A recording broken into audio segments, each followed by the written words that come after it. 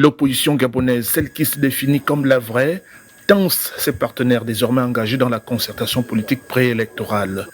Elle n'est pas parvenue à taire ses divisions au moment de constituer une liste consensuelle pour la commission technique chargée des débats au fond. Plusieurs parmi ces partis ont disparu du paysage politique depuis plus d'une décennie, quand d'autres n'ont jamais participé à une élection ou à un simple débat politique.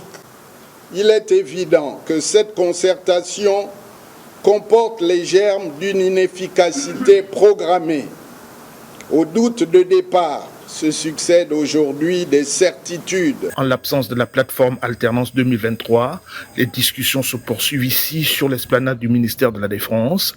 Les parties prenantes à la concertation espèrent au plus vite la signature du décret du président de la République pour donner toute la légitimité à la concertation et un caractère exécutoire aux décisions qui en sortiront.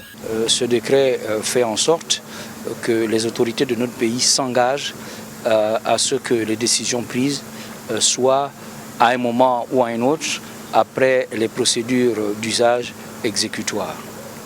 C'est pour cela que nous pensons que ce décret est l'assise même des travaux que nous avons aujourd'hui.